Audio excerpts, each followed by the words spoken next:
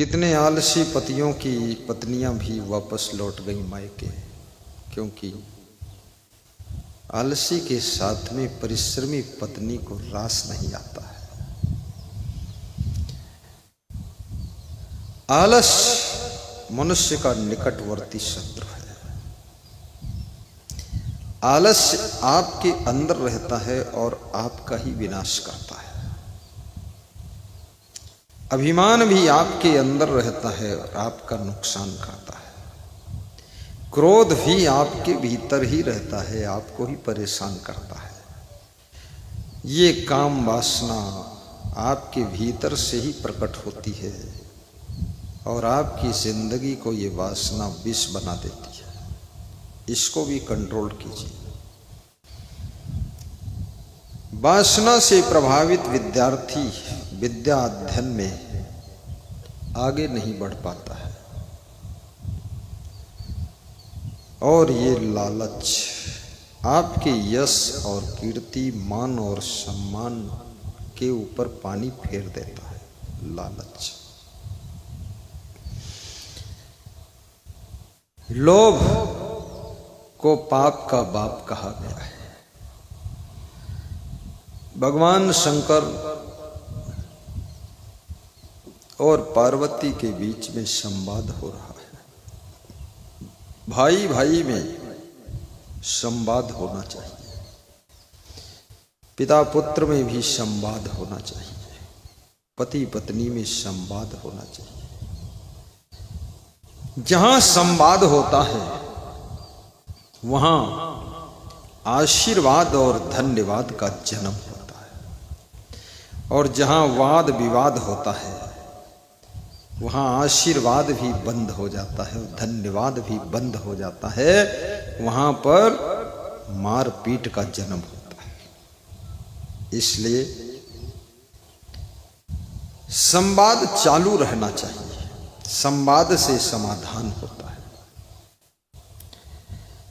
आज मन स्थिति जिस प्रकार की है आपकी, 1 महीने के बाद आपकी मन स्थिति चेंज हो जाएगी। आज तुम किसी चीज के लिए इनकार कर रहे हो, 1 महीने के बाद तुम्हारा मन ऐसा हो जाता है कि चलो स्वीकार कर लेते हैं। अगर संवाद चल रहा है, बातचीत चालू है, तो एक दिन इनकार हुई प्लानिंग भी स्वीकार में बदल जाती है और आपका काम बन जाता है। इसलिए संवाद जारी रखो। किसी से बातचीत यदि बंद हो गई तो समाधान के रास्ते समाप्त हो चुके। राजनेता चुनाव लड़ते हैं, एक दूसरे को लोग बोलते हैं उन पर हमला बोला। हमला कोई लाठी से नहीं, बंदूक से नहीं, मुंह से, बस जबान से। चुनाव के समय सभी नेता कहते हैं ये पार्टी चोर है। कोई बोलता है अरे ये पार्टी में तो बिल्कुल सब घोटालेबाज भरे हैं। चुनाव के बाद सब साथ साथ बैठकर चाय पीते हैं और चुनाव में जो जीत जाता है उसको हारी हुई पार्टियों के लोग धन्यवाद देते हैं कि भाई आप जीत गए, अच्छी बात है। सोचिए, नेताओं से भी जिंदगी जीने का सलीका सीखो।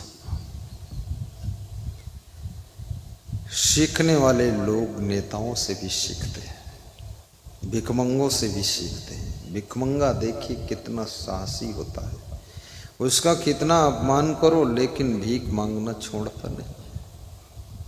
थोड़ा मुस्कुरा कर चल देता है, फिर भीख मांगता है। आपका दुनिया में कितना अपमान हो लेकिन अपना काम छोड़ो मत। काम करते रहोगे, सफलता एक दिन मिल जाएगी। अपमान करने वाले ही सब मिल करके तुम्हारा सम्मान भी करेंगे, इसलिए घबराओ मत। साहिब बंदगी बोलो। साहिब बंदगी। 2 दिन की जिंदगी मत दाग तू लगाना। 2 दिन की जिंदगी क्यों कहा गया? इसका कारण है, एक दिन जन्म हुआ, दूसरे दिन मृत्यु हो गई। क्या इसी का नाम जिंदगी है? आज जन्म हुआ और कल मर गए, ये 2 दिन की जिंदगी है, तो बीच के दिन कहाँ चले गए? विचारक कहते हैं कि बीच के दिन जिंदगी को ढोने के दिन है। पैदा होना और मर जाना ये तो स्वाभाविक है। जन्म और मृत्यु के बीच की यात्रा चल रही है, और जन्म मृत्यु के बीच में जो अंतराल है, जो डिस्टेंस है, वही आपका जीवन है। और वो डिस्टेंस कम ज्यादा रहता है। किसी को जन्म मृत्यु के बीच में 10 वर्ष का टाइम मिलता है। जन्म हुआ, 10 वर्ष आप जी सकते हो, 10 वर्ष के बाद आपकी मृत्यु होगी। 10 वर्ष में ही आपको अपना खेल खेलना है, आपको अपनी पारी दिखाना है। समय सबको लिमिटेड मिलता है, सीमित मिलता है। करना क्या है, करते क्या हो, किया क्या है, करोगे क्या, ये बड़ा महत्वपूर्ण है। खाना पीना भोगना सोना ये तो पशु पक्षी भी कर लेते हैं। तुम शादी करके ढोल बजा करके तब पत्नी लाते हो, ये पशु पक्षी न ढोल बजाते हैं न मंडप लगाते हैं, ये सब ऐसी पति पत्नी बन करके बच्चे पैदा कर लेते हैं। और पशुओं की डिलीवरी भी आराम से हो जाती है। स्त्रियों की डिलीवरी में भी डॉक्टर साहब के पास जाना पड़ता है। आजकल की स्त्रियां तो बहुत कमज़ोर हैं। डिलीवरी का समय आता है, ऐसे रोती है, चिल्लाती है, मर गई, सब लेकर भागते हैं कि क्या होगा। पहले स्त्रियां थी वो हिम्मत वाली थी, डिलीवरी के कष्ट को सह करके बच्चे को सहज जन्म दे देती थी। लेकिन बच्चों को जन्म देना ये जीवन का केवल एक ही लक्ष्य नहीं है। बच्चों को संस्कार देना ज्यादा महत्वपूर्ण है। यदि बच्चों को आपने संस्कार नहीं दिया तो बच्चे जवान जब होंगे तो अपने माँ बाप को पहचानेंगे नहीं। तुम कहोगे ये मेरा बेटा है, पर बच्चे नहीं कहेंगे ये मेरे पापा हैं, ये मेरी मम्मी है। वो तुमको भूल जाएंगे। बस तुम्हारा मोह काम करता रहेगा कि मेरा बेटा है, मेरा बेटा है, मेरी बहू है, करते रहो, बस चिल्लाते रहते। कुछ नहीं, उधर से कोई रिस्पांस नहीं है, उधर से कोई रिजल्ट नहीं है, उधर से कोई इम्प्रेस इफेक्ट नहीं है। सब इधर ही से झंझट करते रहो। 40 वर्ष का जवान बेटा है, धनवान बेटा, सर्विस में ऊंचे पद पर बैठा हुआ बेटा, जब आपके पैर छूकर हाथ जोड़कर कहता है पापा ठीक तो हो ना। धीरे धीरे संवेदनहीन लोग होते चले जा रहे हैं, संवेदना खत्म हो रही है। दूसरों की वेदना को समझने वाले लोग कम हैं। आप बीमार हो, आपको दर्द है, वेदना है, लेकिन आपकी वेदना को एहसास करने वाला तुम्हारे परिवार में कौन है? तुम बीमार होते हो, बस ठीक है। जितनी जितनी संवेदना संसार में कम होती चली जाती है, उतना उतना सुख भी कम होता चला जाता है। संवेदना का अर्थ होता है जो वेदना आपको है, आपसे प्रेम करने वालों के मन में भी सम माने बराबर वेदना एहसास होना चाहिए। इसका नाम संवेदना है। बराबर वेदना एहसास हो रही है। प्रेम का अर्थ तो यही है।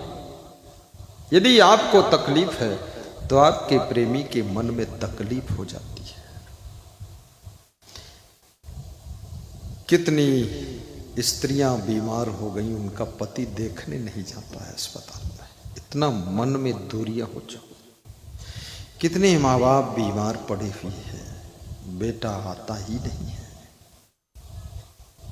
और जो दुख में ना आए वो तुम्हारा नहीं है, और जो सुख में आए वो स्वार्थी है, और दुख में जो दूर रहे याद रखना वो व्यक्ति पक्का स्वार्थी है। जो सुख में आ करके तुम्हारे पास ही करता है वो आपका प्रेमी नहीं है। जो दुख में आ करके तुम्हारे दुख को बटाने की कोशिश करता है वो खास तुम्हारा प्रेमी ही होता है। प्रेम की यही पहचान है। शादी में तो गुलाब जामुन खाने बहुत लोग आ जाते हैं, पर कोई दुख आ जाए उसमें कितने लोग खड़े हो सकते हैं। और खड़े होना केवल शरीर से खड़े होना नहीं, तन से भी, मन से भी, और धन से भी, और बुद्धि से भी साथ में खड़े हो जाए, मददगार हो जाए। हेल्प, इसको ही परोपकार कहते हैं। मदद करना बहुत पुण्य का कार्य है। मदद से ही ये संसार चलता है। मदद के बिना संसार रुक जाएगा। सब मदद ही चल रही है। बादल एक जगह इकट्ठे हो गए हैं, हवा मदद करती है तो बादल दूर तक फैल जाते हैं। हवा की मदद मिल गई। फिर थोड़ा सा सूरज मदद करता है, गर्मी बढ़ती है तो बादलों में गर्म वातावरण बनता है, तो बादल फिर बरसना शुरू करते हैं। इसलिए बरसात के पहले थोड़ा उमस होती है, लोगों को लगता है बड़ा चिलचिलाहट, गर्मी हो गई है, पानी बरसने वाला है। प्रकृति के तत्व भी एक दूसरे को मदद करते हैं। मदद संसार का फार्मूला है। भाई भाई की मदद करे तो ही भाई कहा जा सकता है। देवरानी जेठानी की मदद करे तो ही रिश्ता है, नहीं तो केवल नाम की देवरानी है, बाकी तो हैरानी है।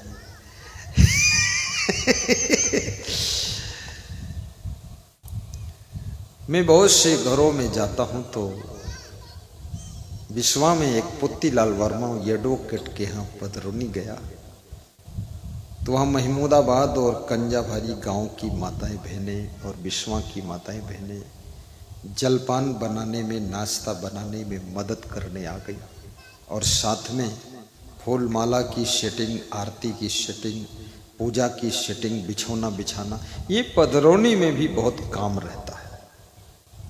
छोटा मोटा काम नहीं पधरौनी कराना, जो कराते हैं उनको पता चलता है। फूलमाला भी लाना है, बिछौना भी बिछाना है, नाश्ता बनाना है, कुछ फल फूल लाना है।